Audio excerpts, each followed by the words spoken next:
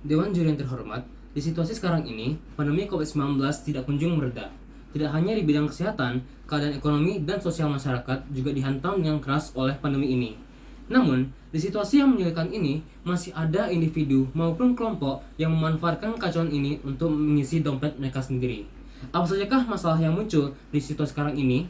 Yang pertama, ketika fokus pemerintah terdapat pada penyelesaian pandemi, terdapat pejabat negara yang menggunakan kelengahan itu untuk mencari untung. Kemudian yang kedua, karena alasan yang sama, penangkapan dan penyelesaian masalah tidak bisa dilakukan dengan efektif.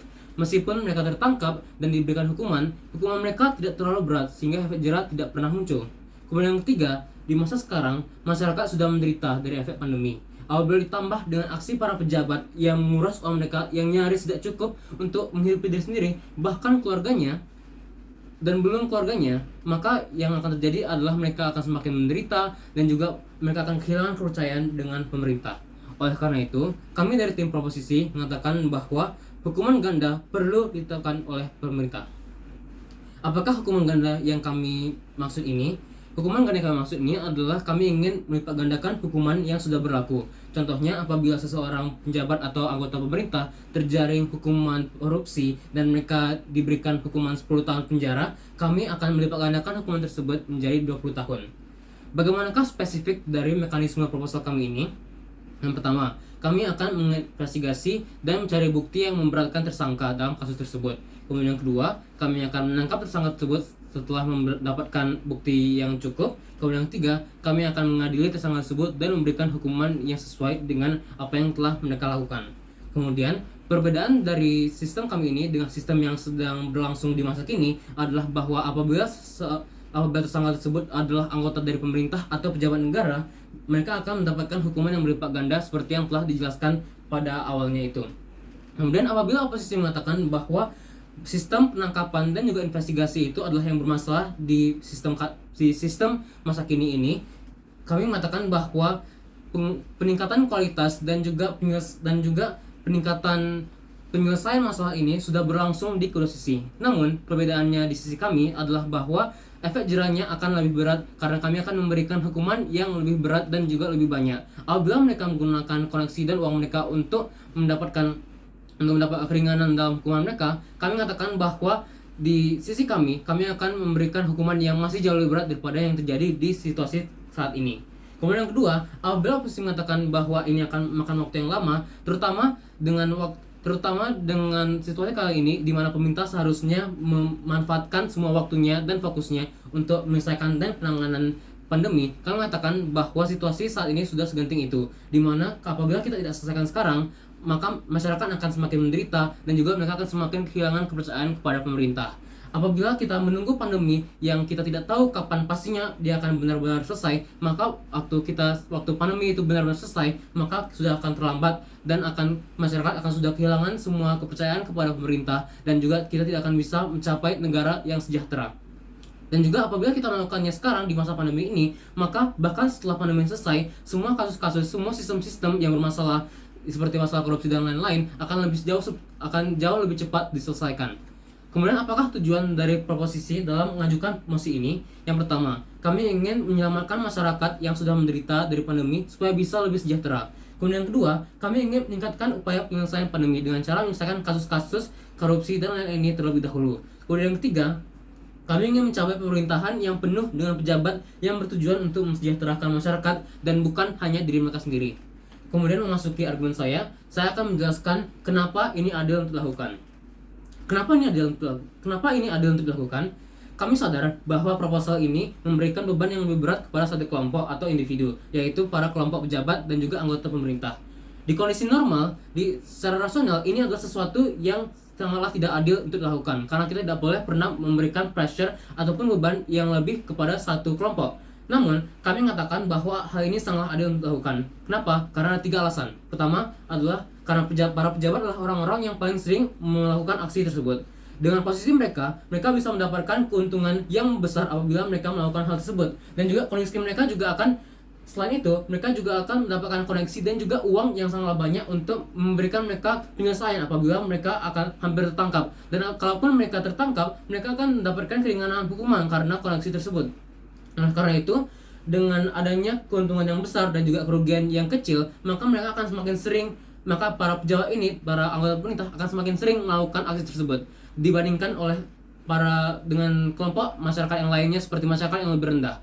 Oleh karena itu, kita harus mendapatkan melakukan proposal ini spesifik pada para pejabat ini. Kemudian alasan yang kedua adalah karena para pejabat adalah orang-orang yang apabila mereka korupsi akan berpengaruh pada masyarakat umum. Hal ini karena mereka mendapatkan posisi di mana tugas mereka adalah untuk mengayomi semua masyarakat. Apabila mereka melakukan korupsi atau penyelewengan hak mereka itu dan mengambil hak milik orang lain, maka yang terkena akibatnya adalah masyarakat umum, adalah masyarakat banyak.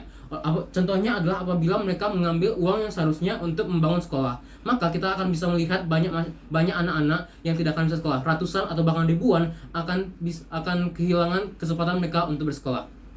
Apabila para pejabat ini melakukan hal tersebut, maka konsekuensinya adalah sangat besar apabila dibandingkan dengan para masyarakat lain, kelompok anggota masyarakat yang lainnya. Oleh karena itu, mereka adalah orang-orang yang seharusnya kita fokuskan. Kemudian alasan yang terakhir, yang ketiga, adalah meskipun hal ini menekankan beban yang sama kepada para pejabat yang tidak korupsi, kami mengatakan bahwa hal ini adalah berfungsi sebagai proses pencegahan supaya mereka tidak korupsi, sama sekali tidak korupsi. Kami ingin memberikan efek jerah dan juga efek untuk pencegahan di mana mereka tidak akan melakukan korupsi dan juga tidak akan mengulangi lagi korupsi tersebut apabila mereka sudah pernah melakukannya.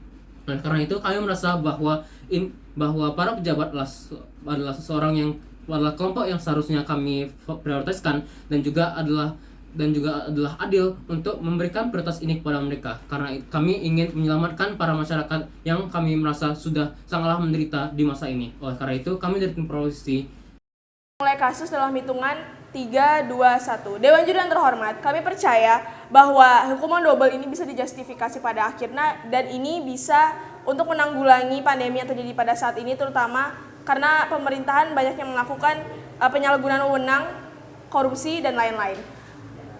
Tetapi sebelum memasuki ekstensi dan juga kasus dari tim kami, saya akan memberikan beberapa bantahan terhadap pernyataan dari tim oposisi. Yang pertama, mereka menyatakan bahwa pelegitimasian hukuman double ini akan memakan banyak waktu dan juga biaya yang besar karena harus melakukan sidang, melakukan pertemuan antara parlemen dan sebagainya. Kami percaya bahwa itu tidak akan terjadi dan kalaupun terjadi itu tidak akan apa-apa. Yang pertama, hal itu tidak akan terjadi karena ini merupakan hal yang urgensinya sangat besar bagi pemerintahan terutama di Indonesia pada saat ini.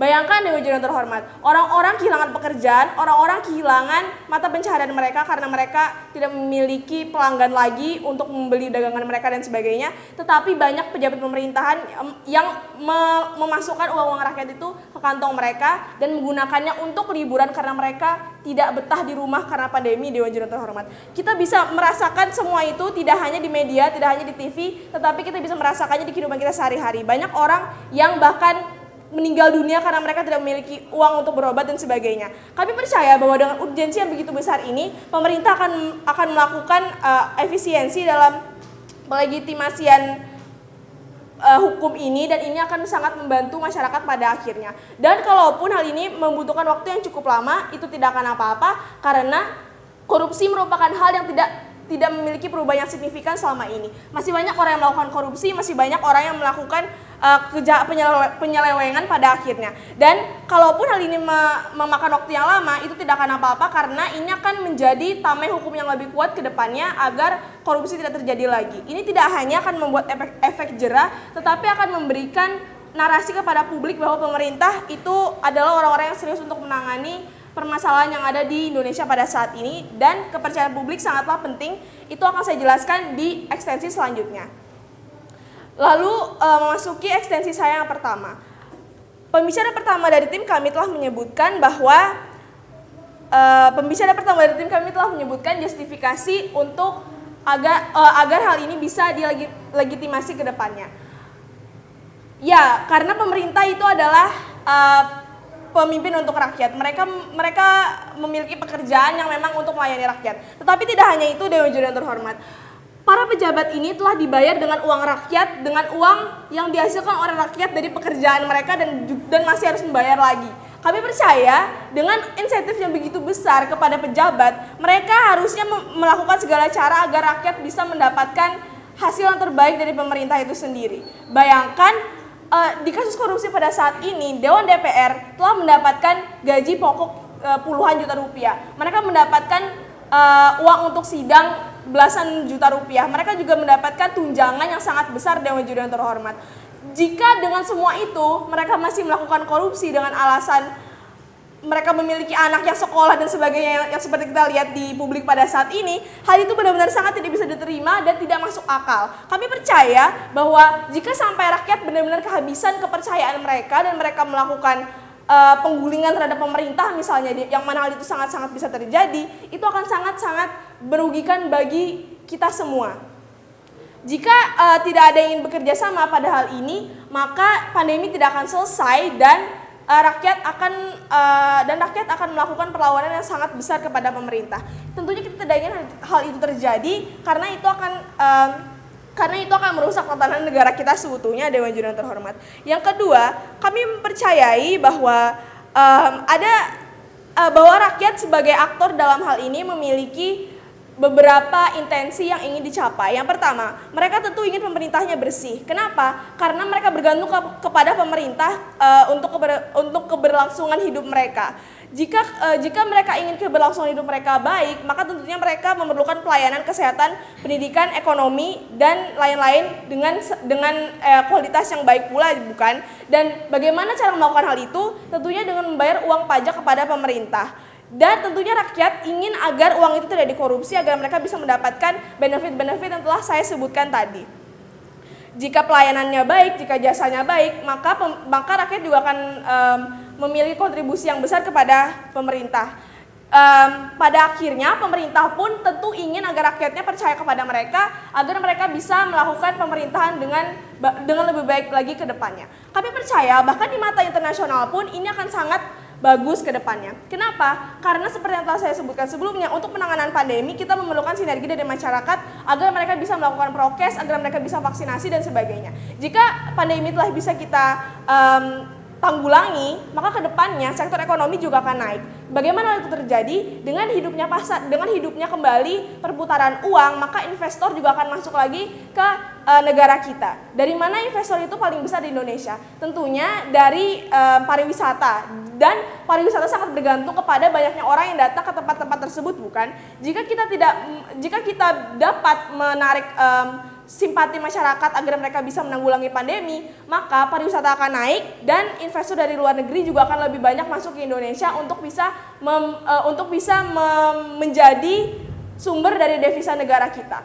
Pada akhirnya, rakyat juga akan mendapatkan hasil yang bagus dari sinergi yang mereka lakukan itu, karena pada akhirnya ekonomi juga akan naik, sebab investor merasa aman jika uang mereka ditanam di negara kita, karena tidak hanya rakyatnya yang bisa bersinergi, tetapi